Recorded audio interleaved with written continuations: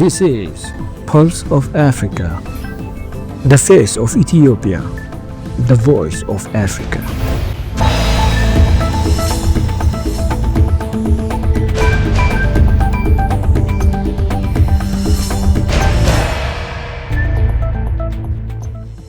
Hello viewers, this is Berka Sisa with the Pulse of Africa News. Our top stories for today.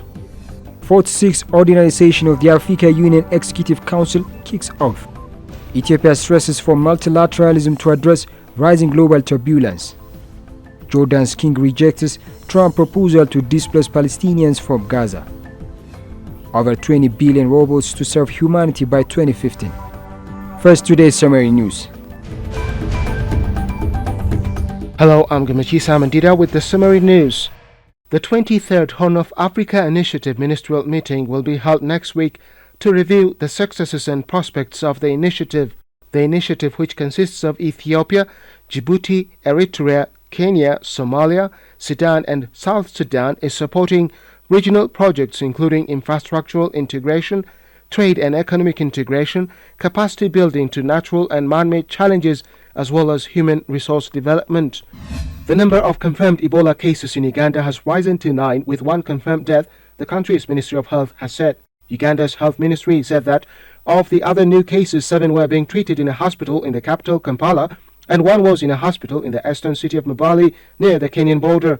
All 8 patients are in a stable condition and 265 contacts of the confirmed cases have been placed under quarantine, the ministry added.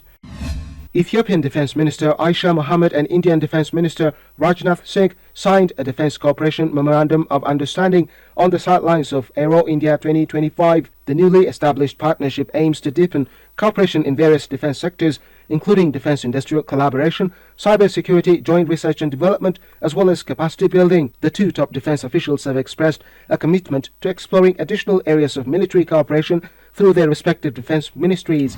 A 5.2 magnitude earthquake struck Morocco's northern Arizona province on Monday night, local authorities said. Nasser Jador, head of the National Institute of Geophysics, told the media that the tremor was also felt in several western provinces, including Rabat, Kenitra, Sidi Kalyam, and in a number of cities in the northern provinces of the country. No casualties have so far been reported by local authorities. Social media users posted videos showing people fleeing their homes out of fear.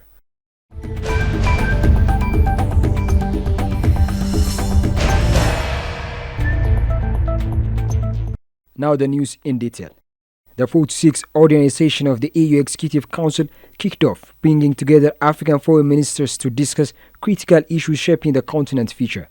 The Executive Council has begun its ordinary session under the 2025 theme Justice for Africans and People of African Descent through Reparations, which will be formally introduced by the Assembly. In the year 2025, EU member states will review progresses on justice and reparations for the impacts of colonialism, apartheid slavery, and the transatlantic slave trade. The Executive Council talks will take up several priority issues on the Africa Union's joint agenda, including elections for leadership positions within the AU Commission, peace and security issues.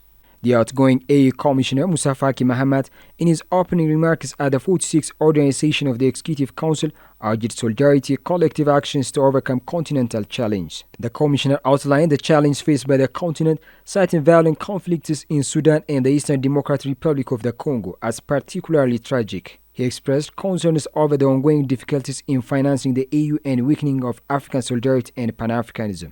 The 2-day session serves as a platform to deliberate on pressing issues of economic integration, the African Free Trade Area, the implementation of Africa's Agenda 2063, and mechanisms to enhance the role of the African Union in addressing regional and global challenges. Ethiopia's Foreign Minister Gideon Timotheos highlighted the importance of multilateralism at the EU 46th Executive Council session. He emphasized the global challenge to cooperation, stressing that for Africa and the Global South, multilateralism is both a collaborative choice and a necessity. The Foreign Minister stressed the need for collective action on climate change, pandemics, and other crises through stronger United Nations and African Union frameworks. The minister voiced concern over growing conflicts, polarization, and geopolitical rivalries that threaten Africa's stability. Gideon advocated for reform in global governance structures, including United Nations Security Council, and called for an international financial system that supports African growth. King Abdullah of Jordan has rejected Donald Trump's plan to resettle Palestinians in the kingdom. Following a meeting with Trump at the White House on Tuesday, Abdullah wrote on X that Jordan remains steadfast against the displacement of Palestinians in Gaza and the West Bank. This is a unified Arab position. It was the first meeting between the pair since Trump announced his proposal to take over Gaza and move its population of 2 million Palestinians to other countries in the region, including Jordan. Earlier this week, Trump suggested he could withhold aid to Jordan and Egypt unless they agree to take in those Palestinians from Gaza. More than 20 billion robots will be serving humans by 2015, reshaping lifestyles, labor markets, and societies, according to Mohammed Abdullah Al-Gargawi, Minister of Cabinet Affairs of the United Arab Emirates and Chairman of the World Government Summit. Al-Gargawi made the prediction during his keynote address at the opening of the 2025 World Government Summit in Dubai, held under the theme Shaping Future Governments, the official Emirates news agency said. Al-Gargawi projected that the global population will reach 10 billion by 2015, with most growth occurring in Africa and Asia. More than 20% of the people will be over 16, requiring robust healthcare and social systems. In 2015, over 20 billion robots will assist humans, and the space economy is expected to reach $4 trillion, he said. Education will undergo a major transformation with advancements in human augmentation enhancing both physical and cognitive abilities. People will live longer, work more productively, and solve problems once deemed impossible in the fields such as medicine, environmental science, and space exploration, he noted. That's all for today, and Buzayo is ready for the business news.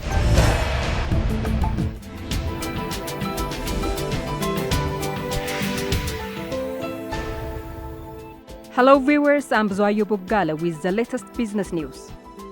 The United Nations Trade and Development released its 2024 Economic Development in Africa report in Abidjan, Côte d'Ivoire. The report outlined strategies to transform the continent's challenges into opportunities through policy reforms, infrastructure investment, and enhanced regional trade integration. United Nations Trade and Development Secretary General Rebecca Gerspan, alongside Ivorian Minister of Commerce Souleymane Der Soba, presented the report emphasizing Africa's vulnerability to global shocks due to commodity dependence and infrastructure gaps. Over half of African nations rely on oil, gas, and minerals for at least 60% of export earnings, exposing them to volatile global markets. Meanwhile, trade costs in Africa remain 50% higher than the global average due to insufficient transport, energy, and digital infrastructure. Gerspan highlighted the critical role of the African Continental Free Trade Area, which could create a $3.4 trillion market. Brazil's Petrobras announced to buy stakes in African oil assets, mainly in Angola, Namibia, and South Africa, to boost its reserves as it expects output to fall after 2030.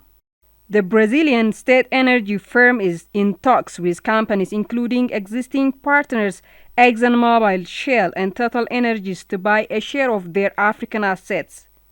Petrobras hopes to produce 2.8 million barrels per day in 2025 and has plans to raise that to 3.1 million barrels per day by 2029. The company is comfortable with current oil prices as its projects are sustainable at a very low price of $45 a barrel, she added.